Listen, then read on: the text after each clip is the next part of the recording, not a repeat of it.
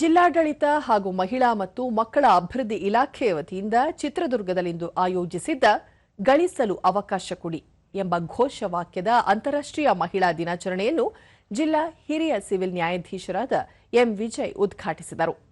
ಈ ವೇಳೆ ಮಹಿಳಾ ಮತ್ತು ಮಕ್ಕಳ ಅಭಿವೃದ್ಧಿ ಇಲಾಖೆ ಉಪನಿರ್ದೇಶಕ ಕೆಎಚ್ ವಿಜಯಕುಮಾರ್, ನಿರೂಪಣಾಧಿಕಾರಿ ಡಿ ಮಂಜುನಾಥ್, ಪ್ರಸೂತಿ ತಜ್ಞೆ ಡಾ ಜ್ಯೋತಿ ಶರತ್ ಕುಮಾರ್, ಜಿಲ್ಲಾ ಅಂಗವಿಕಲ ಕಲ್ಯಾಣಾಧಿಕಾರಿ ಜೆ ವೈಶಾಲಿ ಹಾಗೂ ವಿವಿಧ ಇಲಾಖೆ ಅಧಿಕಾರಿಗಳು ಮತ್ತು ಅಂಗನವಾಡಿ ಕಾರ್ಯಕರ್ತೆಯರು ಭಾಗವಹಿಸಿದ್ದರು.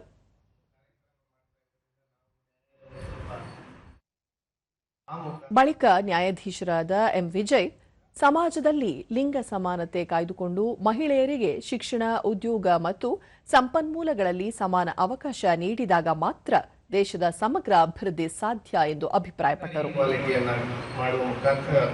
ಸರಿಸುವ ಮುಖಾಂತರ ನಮ್ಮ ಮಹಿಳೆಯರನ್ನ ಈ ದೇಶದಲ್ಲಿ ಉನ್ನತ ಮಟ್ಟಕ್ಕೆ ತಳ್ಳಬೇಕು ಅಂತ ಅಥವಾ ಸರಿಸಬೇಕು ಅನ್ನೋ ಒಂದು ಉದ್ದೇಶದಿಂದ ಈ ಒಂದು ಕಾರ್ಯಕ್ರಮವನ್ನು ಮಾಡ್ತೀವಿ.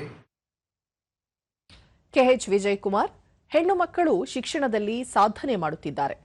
ಬಾಲ್ಯ ವಿವಾಹದಂತಹ ಪಿಡುಗನ್ನು ತಡೆಗಟ್ಟಲು ಸಾರ್ವಜನಿಕರು ಸಹಕರಿಸಬೇಕು ಎಂದು ಕರೆ ನೀಡಿದರು. ಇದೇ ಸಲ ಯಾಕಂದ್ರೆ 34 ಬರ್ಧತಿ ಅಂತ ಮಾಡಿದ್ರೆ 28ಕ್ಕೆ ಎಲೆಕ್ಷನ್ಗೆ ಬರ್ಧತಿ ಅಂತ ಹೇಳಿ ಅಧಿವೇಶನದಲ್ಲಿ ಗುಸುಗುಸು ಮಾತಾಡ್ತಾ ಇದ್ದಾರೆ ಅಂತ ಒಂದು ಆರ್ಟಿಕಲ್ ಬಂದಿದೆ. ಯಾಕಂದ್ರೆ ಮುಂದಿನ ದಿನಗಳಲ್ಲಿ ಹೆಣ್ಮಕ್ಳ ಕೈಗೆ ಅಧಿಕಾರವನ್ನ ಒಂದು ಚಿಕ್ಕಣ್ಣ ಹಿಡಿಯುವಂತಕ್ಕಂಥ ವ್ಯವಸ್ಥೆ ಮುಂದಿನ ದಿನಗಳಲ್ಲಿ ಬರ್ತದೆ.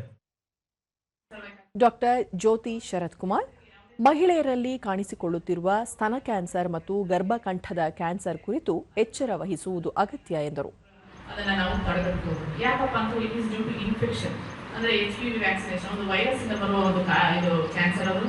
ಸೊ ಇವಾಗ ಗೌರ್ಮೆಂಟ್ ಕೂಡ ತುಂಬಾ ಬೆಲೆ ಬಾಳೋದಂತಿತ್ತು. ಸೊ ಈಗ ಗೌರ್ಮೆಂಟ್ ಅದನ್ನ ಎಲ್ಲ ರೀತಿಯಿಂದನೂ ಇದು ಮಾಡಿ ಈ ಮೊನ್ನೆ PM ನರೇಂದ್ರ ಮೋದಿ ಅವರು ಅದನ್ನ ಗೌರ್ಮೆಂಟ್ ಇದರಲ್ಲಿ ಫ್ರೀ ಆಗಿ ಲಸಿಕೆಯನ್ನ ಬಿಟ್ಟಿದ್ದಾರೆ.